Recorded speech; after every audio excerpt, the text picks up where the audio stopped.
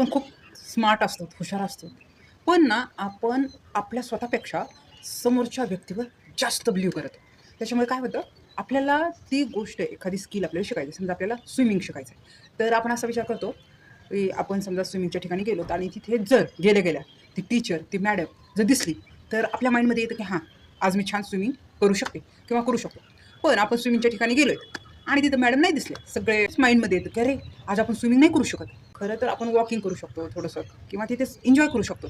पण एकदम ब्लँक होऊन जातं. म्हणजे मॅडम नाही, सर नाही. म्हणजे आपण पाण्यामध्ये उतरणं सुद्धा आपल्याला धोका होऊ शकतो. असा विचार करतो आणि सर नाही दिसले, मॅडम नाही दिसले, की कॉस्च्यूम असून सुद्धा पाण्यात उतरायची डेअरिंग होते. असं खूप जणांबरोबर होतं.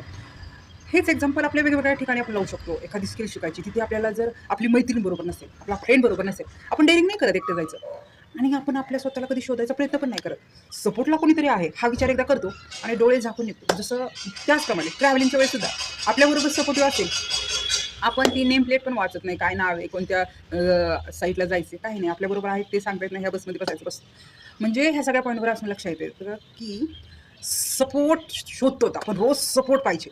पण स्वतःमध्ये किती पोटेन्शियल आहे, स्वतःमध्ये किती ग्रो करू शकतो, स्वतःमध्ये किती कॉन्फिडन्स आहे, हे कधी पाहण्यासाठी स्वतःला कधी शांतपणे प्रश्न विचारू शकत नाहीत आपण किंवा कधी डेअरिंग करत नाहीत आणि आपण किती छान करू शकतो, या पॉईंटचा कधी विचारच करत नाही. तर आजपासून ॲटलीस्ट स्वतःमध्ये ती क्वालिटी आहे का एकदा चेक केली पाहिजे. जसं आपण टीचरवर, जसं आपल्या पॅरेंट्सवरती विश्वास ठेवतो, जसं आपण फ्रेंडवर विश्वास ठेवतो ना, सेम त्याच प्रकारे एकदा स्वतःवर विश्वास ठेवायचं, डेअरिंग करायची. ही जर एकदा डेअरिंग केली, तर नक्कीच आपली खूप प्रमाणात भीती कमी होऊ शकते आणि आपण सगळं काही जे काही आपल्याला मिळवायचं आहे, अचीव्ह करायचं आहे, ते आपण स्टेप बाय स्टेप सहज सक्सेस होऊ शकतो, मिळवू शकतो आणि खूप सारं आनंदी राहू शकतो.